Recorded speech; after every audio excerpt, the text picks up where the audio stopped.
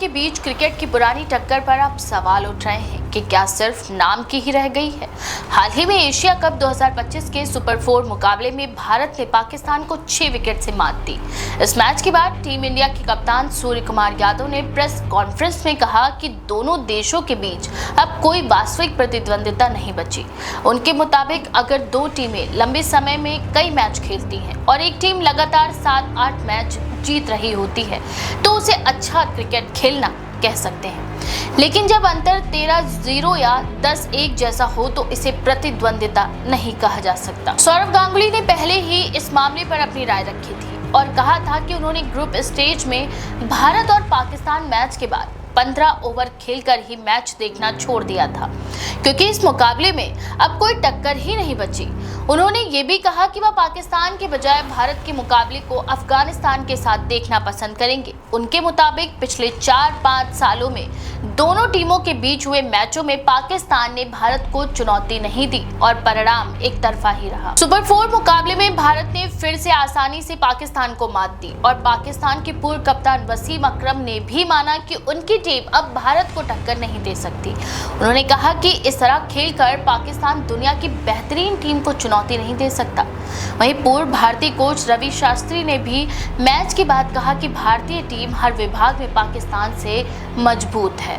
उन्होंने बताया कि पाकिस्तान समय पर विकेट नहीं ले पाया और जब अभिषेक शर्मा ने बल्लेबाजी शुरू की तो पाकिस्तान पूरी तरह से मैच से बाहर हो गया। पिछले कुछ वर्षों में भारत और पाकिस्तान के बीच क्रिकेट की स्थिति लगातार भारत के पक्ष में रही है। T20 इंटरनेशनल में अब तक 15 मुकाबले खेले गए, जिनमें से भारत ने 11 में जीत हासिल की। पाकिस्तान ने केवल 3 में जीत दर्ज की और 1 मैच टाई रहा। 3 साल से अधिक समय से पाकिस्तान की टीम किसी भी फॉर्मेट में भारतीय टीम को हराने में सफल नहीं हो पाई है। सितंबर 2022 में एशिया कप में पाकिस्तान ने आखिरी बार भारत को 5 विकेट से हराया था। भारत और पाकिस्तान के बीच द्विपक्षीय सीरीजें राजनीतिक तनाव के कारण नहीं खेली जाती हैं। 2012 से 13 में जब पाकिस्तान की टीम भारत आई थी तब दोनों देशों के बीच 2 मैचों की T20 सीरीज खेली गई जो 1-1 से ड्रॉ रही थी। उसके बाद से दोनों देशों की टक्कर केवल एशिया कप और ICC इवेंट्स तक सीमित रही। वनडे में भी 2010 के बाद से भारत और पाकिस्तान के बीच 18 मुकाबले हुए, जिनमें भारत ने 13 में जीत हासिल की, पाकिस्तान ने 4 में और 1 मैच बेनतीजा रहा। हालांकि 2017 में ICC चैंपियंस ट्रॉफी के फाइनल में पाकिस्तान ने भारत को हराया था, लेकिन उसके बाद वनडे में पाकिस्तान को जीत का इंतजार है। मैच के दौरान और बाद के विवाद भी चर्चा में रहे। खेल के दौरान कई बार तनाव भरे पल आए, लेकिन सबसे अधिक ध्यान खिलाड़ियों के व्यवहार पर गया। एशिया कप 2025 में दोनों ही मुकाबलों में भारत और पाकिस्तान के खिलाड़ियों ने हाथ नहीं मिलाया, चाहे टॉस के बाद हो या मैच के अंत में।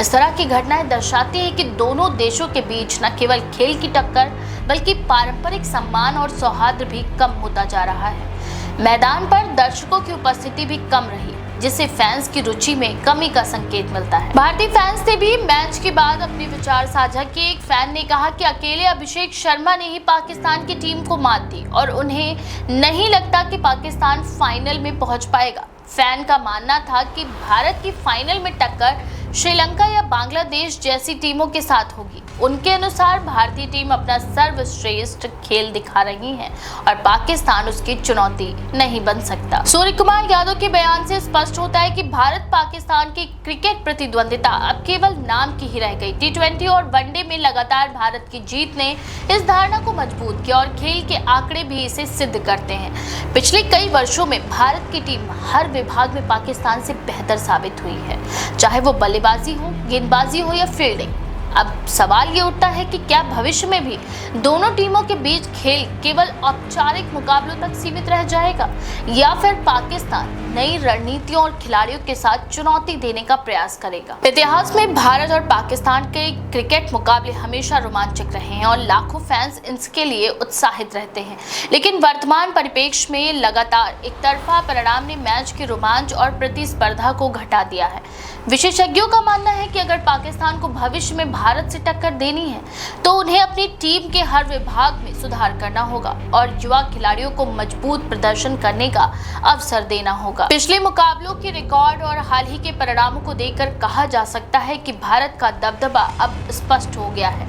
टीम के खिलाड़ियों का आत्मविश्वास, तकनीकी क्षमता और रणनीतिक कौशल पाकिस्तान की टीम की तुलना में कहीं अधिक प्रभावशाली साबित हुआ है। इस वजह से कई पूर्व खिलाड़ी और विशेषज्ञ ये मानते हैं कि भारत और पाकिस्तान के बीच क्रिकेट की प्रतिद्वंदिता अब केवल नाम और प्रतीकात्मक स्तर पर ही रह गई है, जबकि मैदान पर परिणाम भारतीय टीम के पक्ष में लगातार जाते रहे हैं। फैंस की प्रतिक्रिया और मीडिया कवरेज भी इस तथ्य को दर्शाती है कि अब इस मैच की चर्चा केवल खेल के प्रदर्शन तक सीमित नहीं रही।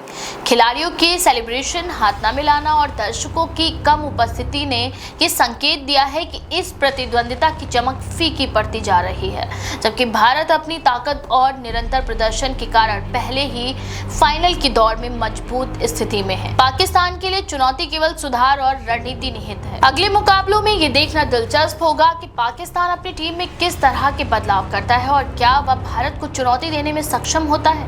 वर्तमान स्थिति को देखकर कहा जा सकता है कि अगर पाकिस्तान ने अपनी रणनीति और खिलाड़ियों का स्तर नहीं सुधारा तो भारत के दबदबे का सिलसिला जारी रहेगा।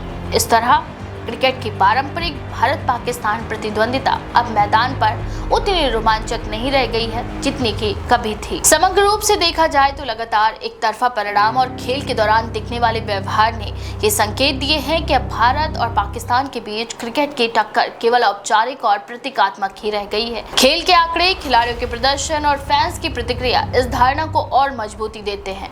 यदि भविष्य में पाकिस्तान को वास्तविक टक्कर देनी है तो उन्हें हर विभाग में सुधार करना होगा और अपने युवा खिलाड़ियों को मजबूत प्रदर्शन करने का अवसर देना होगा। इस बदलाव के बिना भारत का दबदबा और निरंतर जीत का सिलसिला जारी रहेगा और क्रिकेट में दोनों देशों के बीच प्रतिद्वंदिता केवल नाम तक सीमित रह जाएगी। तो इस बारे में आपका क्या विचार है? अपनी राय कमेंट सेक्शन में जरूर लिखें। ऐसी और भी लेटेस्ट अपडेट्स के लिए देखते रहें द पेज 19।